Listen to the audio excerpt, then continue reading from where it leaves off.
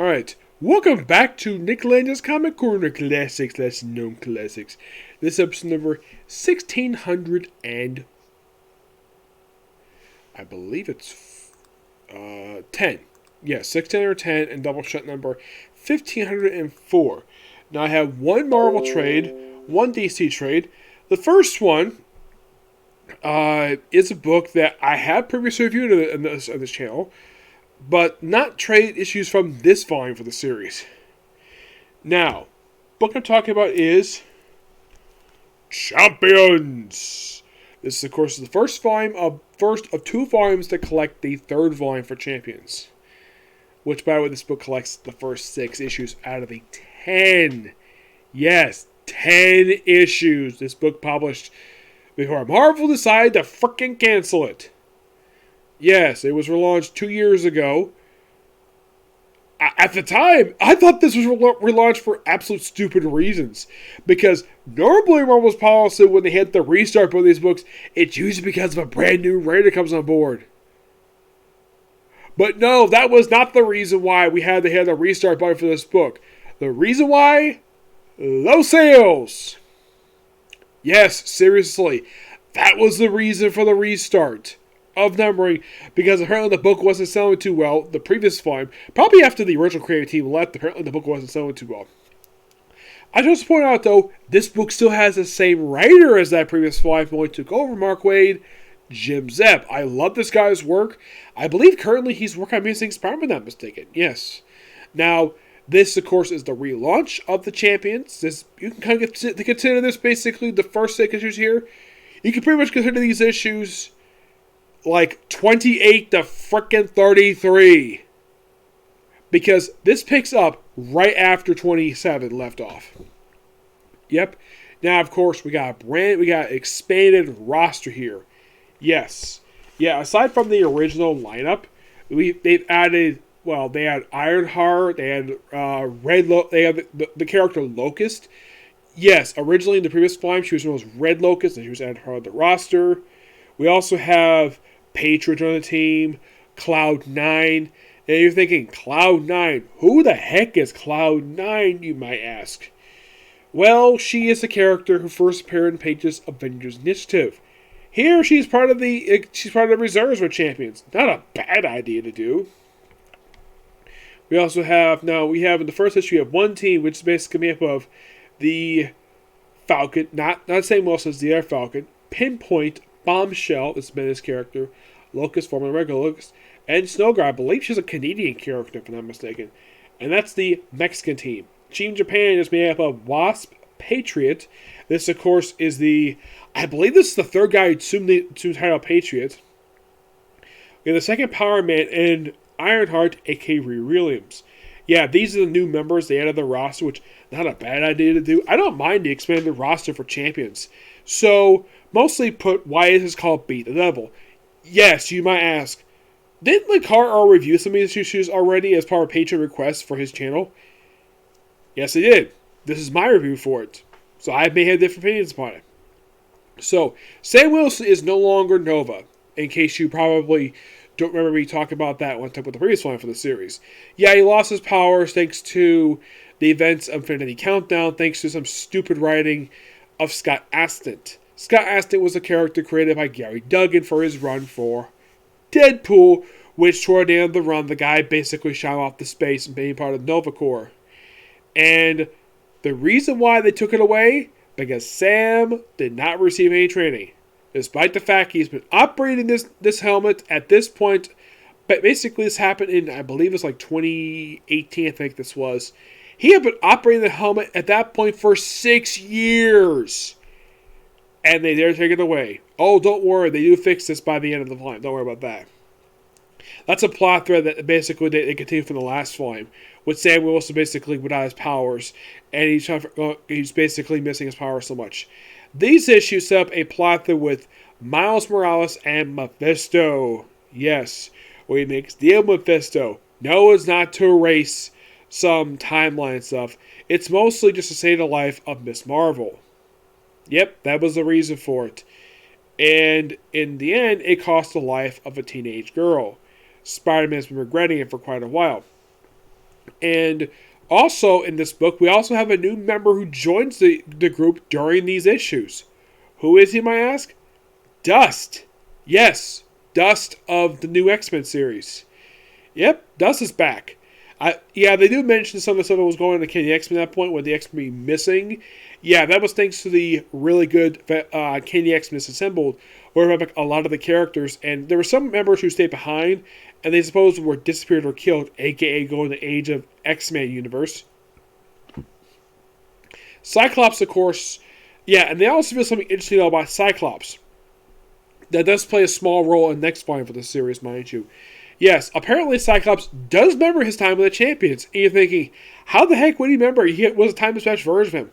Well, thanks to the time loop of him being in the future and sent back, it was merged with his own memories. So that's how you remember. I'm like, wow, he has two sets of memories. That's interesting.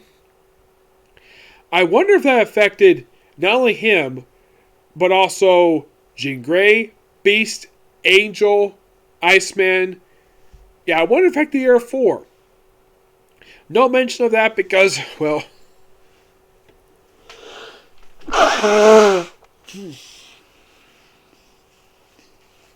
Excuse me.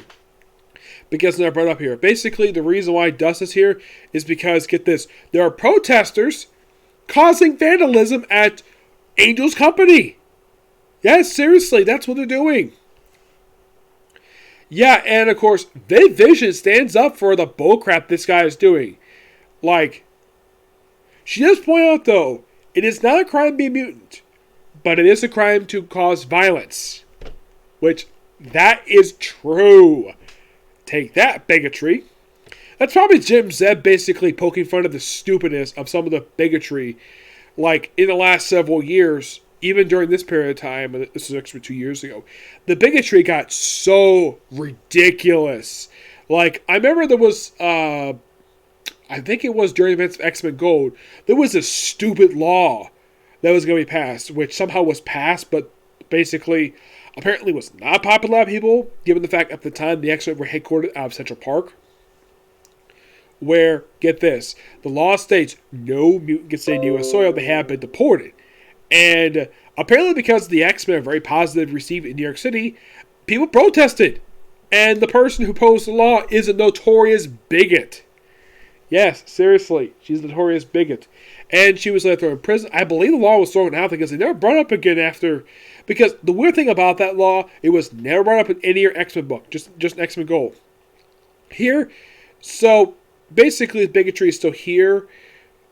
But it was not to the extent of X-Men Gold where it was outrageously, like, really stupid. Like, the bigotry against X-Men has been there since, like, the 60s. So, that's been a staple of the X-Men for years. But in the last decade, it has gotten really, really bad. Like, I would say in the last several years, like, it got to a point where, like, is this really necessary to push this anymore? Yes. Though currently the X-Men don't have to worry about that thanks to Krakatoa, which came telling after this. Yes, so... And because of some stuff related to... With, of course, basically... When it comes to Miles, of course, and Mephisto, Miss Marvel quits the team. Yep, she quits the Champions. Which, that's interesting. Yep. But for the start of this volume, it's actually pretty good. I give this book roughly a 9.5 out of 10. Excuse me.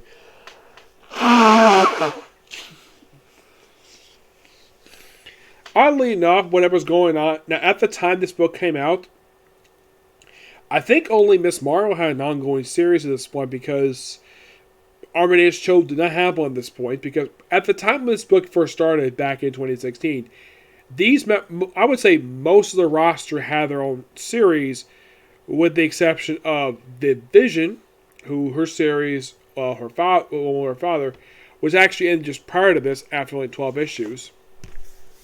It was, let's see, pretty much everybody did. Nova had one, though his ended during the course of the previous volume for the series. For dumb reasons. It's just so dumb. Yeah. Though, in my opinion, I think the relaunch was completely necessary, but I'll get more thoughts about that when I talk about the very next volume for the series, which is only just a few issues. Right? Moving on to World's Finest, Volume 1, which is called The Lost Daughters of Earth 2. Yeah, this features Huntress Power Girl. And you see the name of George Perez in the cover, like, wait, George Perez wrote this? I thought he already left DC at this point. Well, he jumped into this book, then he left DC. I kind of forgot he worked in this book. He basically was one of the many artists who worked on this book. Like, oh my gosh. Like, there were several. You have George Perez, Ken McGuire, Scott Kubelich, Jerry Ordway, Wes Craig, and Sergei Lopatin. The cover art is done by George Perez and Hi-Fi. Hi-Fi was a colorist. Now, the writing here is done by Paul Levitz. Now, the name World's Finest is a nod to the classic World's Finest ongoing series that originally started back in the 1950s.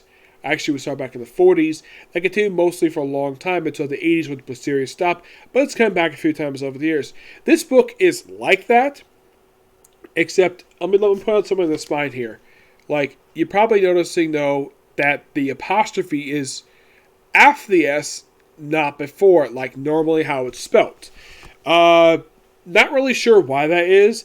If I get a chance to meet the writer of this book, which by the way, the writer of this book is Paul Levitz. They do point out, though, and this is indeed true, this is the guy who created the Huntress, the original Earth 2 Huntress. Now, here's the weird thing about this book. These two characters were actually featured in two completely different series part of this. Power Girl was Miss Terrific's girlfriend, his brief ongoing series. Huntress had a mini-series. I believe Paul Levitz wrote it, if I'm not mistaken. Let me take a look here about this.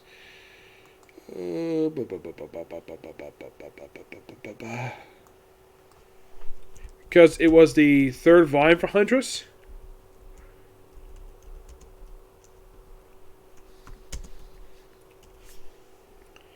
Yeah, it was written by Paul Levitz.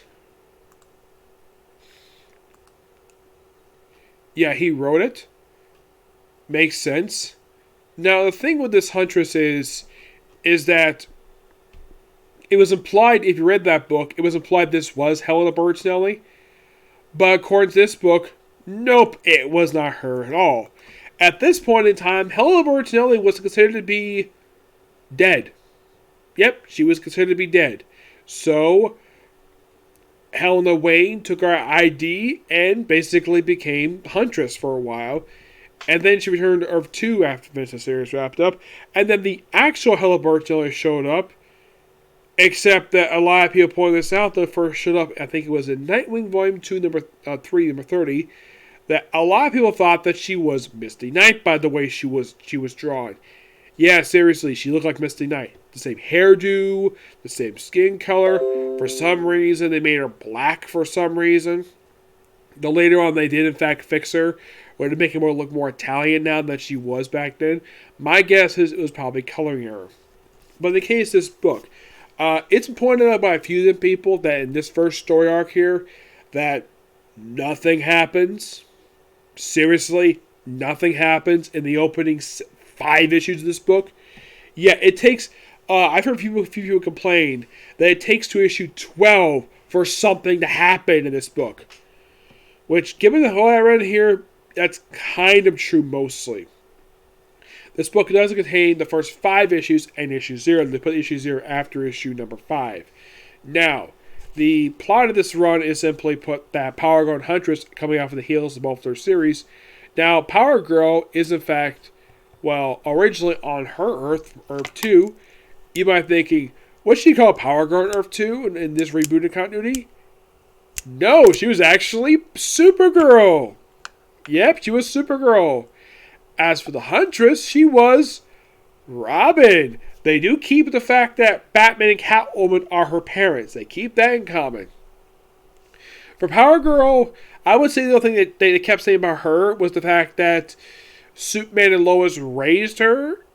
And aside from that, and the fact that she has a very similar, well, I'd say aside from that, and the fact that she kept her a little bit secret, but not like secret like Huntress, like the original Power Girl of Earth 2. She kept her secret a lot longer than Supergirl of Earth 1. Huntress, mind you, well, she was never called Huntress until she got to Earth Prime. Well, Prime Earth. Until she got to Prime Earth, she was never referred to as Huntress. She was always Robin. That wasn't until they explained the flashback in issue 0, which how they first met.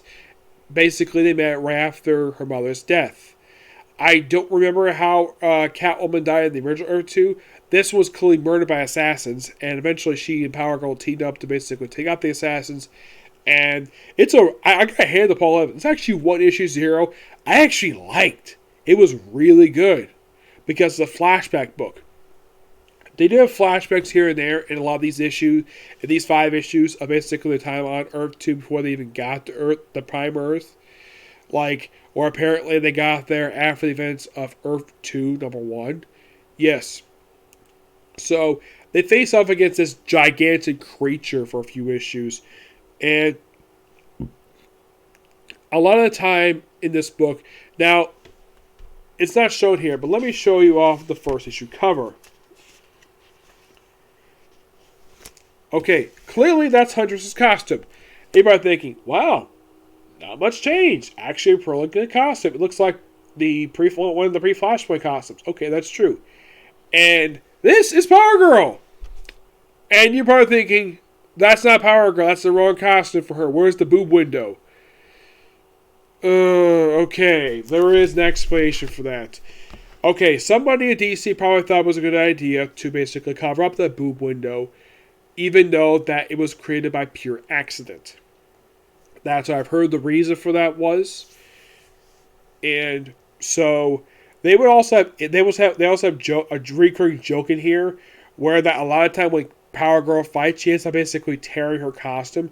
During one of the fights, her back is completely torn, the back of the costume, and she shows off her outfit pretty much gets, every outfit she wears in these issues gets ruined by some kind of explosion, where she's pretty much almost reduced to be completely naked in order to show off some skin for her.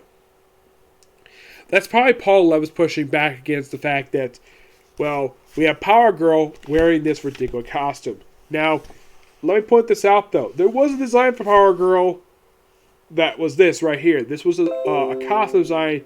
This right here would have been a little better costume, except that, well, they would kind of go for this costume a bit when she first showed up in page of Supergirl issue 19. Yeah, they reflect this in the World's Finest book after this. But they would later go for this costume. But these were, I at least got a hand for the fact that Jim Lee, Kevin McGuire, Cully Hammer, and Kevin basically put some really good looking costumes out there. But I would probably say this was the best because it's basically, you can clearly tell this probably is Power Girl based on the costume. The other ones, well, Supergirl. That's basically the best way to describe these characters. Supergirl, as in the case of Huntress, mind you, they also give basically a version of a sketch of the Catwoman costume, which got a hand to the costume design. Actually, is really good. Yeah, let me find a picture of her, of Catwoman now. Superman had shown before, but Catwoman, yeah, look at her costume. It looks like the way his design looks, based on the color scheme, looks a lot like the Huntress costume.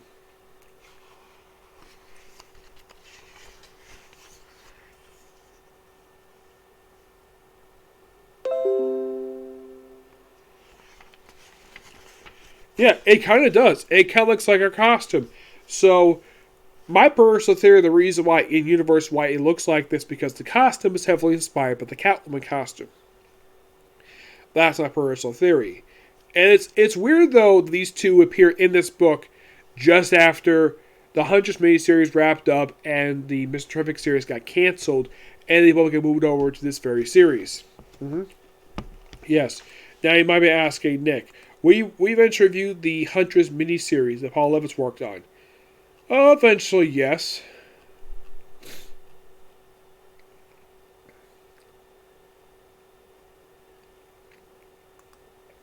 Yeah, that is definitely something to be working on in the future. Mm-hmm. Yep. I give this opening trade, I give it an 8 out of 10 because I do agree with the opinion that not a lot of stuff happens, but in my opinion, the best thing about this book is the artwork. The artwork is really, really good. That's, in my opinion, the best thing about this book, the artwork. The writing is actually, now I do like Paul Levitt's writing. I am a fan of his writing in a lot of the books he's worked on. But this book, I think it's okay. It's not terrible per se. It's not one of his best works he's worked on per se, but at least he wrote Huntress and Power Girl to be in character. Mostly anyways. In the case of Huntress, it's basically the way he writes her. It's mostly like in line with kind of how she was written in the original book, in her original Spotlight stories that were published back in the late 70s. In the case of Power Girl, he does have experience writing her per se, and he does write her as, well, like being her best friend, which basically Huntress, I think Huntress and Power Girl were best friends in the original Earth 2 continuity, but wasn't dealt with very much. Now you might be asking, what happened to the original Earth 2 Huntress? She fell between realities. She died. Yep, she's been dead for a long time. She was briefly resurrected in Infinite Crisis, and she was seen briefly in Convergence a few years ago, but yeah, that's been it for the Earth 2 Huntress. Like what's happened with her since Crisis of Earth. I mean, I do personally love the character Huntress. The Earth 2 version, I just think she's a really good character. And well, I personally would love to see more of this character. Yep. Now, yeah, she actually first appeared in All-Star Comics 69. That was kind of her first appearance per se, but she did have like another appearance prior to that in All-Star. I think it was like All-Star. It was DC Superstar 17. Yeah, that was their first appearance. Which also had the death of Catwoman.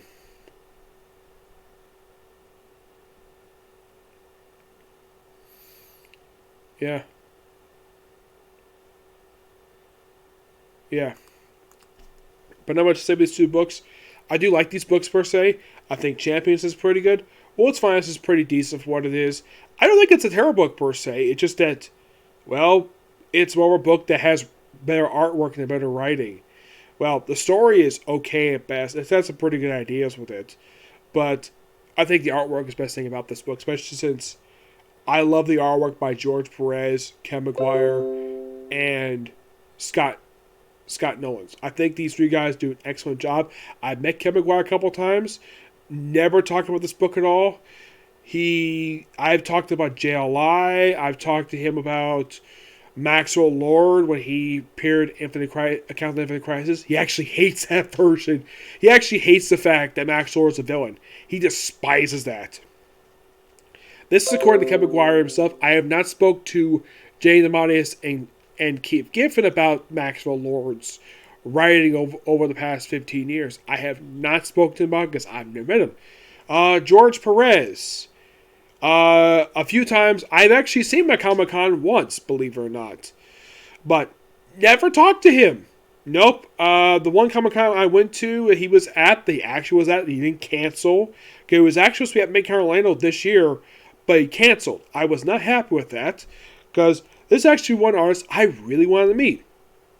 Last time he was at Comic-Con was about 2 or 3 years ago, I think it was. He was there, but you had to be there ahead of time in order to get a raffle to get an autograph and a sketch from him. I knew nothing about this. If they had published this on the website, I would have known about it. But no, they didn't. I think this was quite stupid on the part of the people who actually did this. Yes, I personally didn't like it at all. The fact that they did this for George Perez, of all people. Where they have this and they don't announce ahead of time. If you can have this, fine. Heck, here's the thing. When I went to his table, there was a lot of people at his table. So, and I was going to bring with me this got before it canceled. Excuse me, I was going to bring Crisis Infinite Earths and Deathstroke for him to sign. I figured, though, for the two, he worked Crisis Infinite Earths, and he created Deathstroke. So I would bring these two for him to sign, and I think that'd be fine. But they didn't cancel. And I wasn't particularly very happy with that. That a lot of people canceled. Including an artist I had always wanted to meet. Tony S. Daniel, he canceled too. But at least I got a chance to meet a few people I wanted to meet at that con. Maybe like Robin Diddy. I'm going to talk about that in the future. Okay, so that's a particular view. I might have one more Comic Corner, say maybe two, but it all depends. Okay, next video. Bye.